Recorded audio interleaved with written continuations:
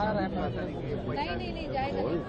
आज आपने अपनी किताब मैं का जो है वो विमोचन किया है, क्या खास है इस किताब में, क्या कहिएगा इसके बारे में? ग्रंथ उदय है ये, और मैंने बताया अभी कि इस ग्रंथ में ज्ञान की परम अवस्था का आविष्कार है।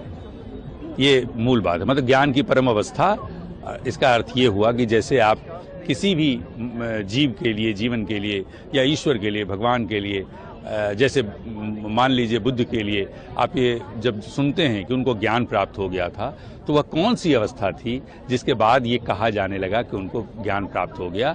उस अवस्था के बारे में ये पहला ग्रंथ है संसार का जिसमें बताया गया है कि वह ज्ञान की परम अवस्था क्या है।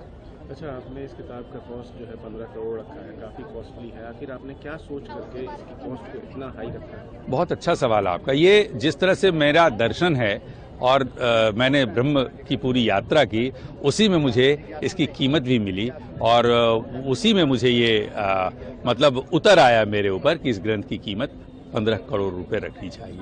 नहीं तो हम इसका कुछ भी कीमत रख सकते थे, 50 करोड़ भी रख सकते थे, 100 करोड़ भी रख सकते थे, 15 करोड़ ही क्यों?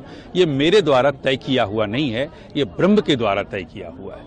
अच्छा, आपने इस किताब को पब्लिश किया, पब्लिक भी कर दिया, अगर कोई अफोर्ड करना चाहे तो कैसे अफोर्ड करेगा इस किताब को? जो जैसे केवल किताब ही खरीदना हो जिनको कि नहीं मुझे किताब खरीदनी है, तो उसके लिए तो कीमत यही है। और केवल 3 प्रति है इसकी जो संसार में किसी को भी दी जाएगी। बाकी कुछ केंद्र स्थापित किए जाएंगे जहां ये किताब उपलब्ध रहेगी और वहां से लोग देख सकते हैं, सुन सकते हैं, पढ़ सकते हैं उन केंद्रों के सहारे। ये आगे की योजनाओं में शामिल है। अच्छा, काफ़ी लोग मीडियम बजट होते हैं, जिस तरीके का कॉस्ट है इसका, बहुत से लोग तो इसको अफोर्ड भी नहीं कर पाएंगे। आपने इस चीज़ को सोचा नहीं पब्लिश करते टाइम? मैंने अभी बताया आपको कि मैं उस स्ट्रक्चर में लोगों को सामान्यतः नहीं लाना चाहता। जो अभी तक जितनी किताबें आई हैं, जितने ग्रंथ आए हैं, वो यही तो करते रहे हैं। वो जो देते रहे हैं आपको, मैं नहीं चाहता कि उस लाइन में आप भी खड़े हो जाएं।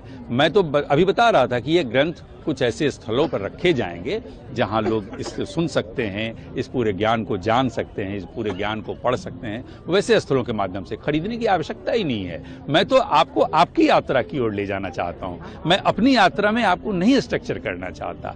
मेरी बात पर ध्यान दीजिएगा, शायद बाद में आपको ये गुणन मनन करिएगा तो आपको समझ में आएगा कि मैं नहीं चाहता कि आपको ये मनवाने का प्रयास करूं कि तुम ये मान लो कि मैंने ऐसी यात्रा की और मैंने ये सब देखा, ये सब हुआ। मत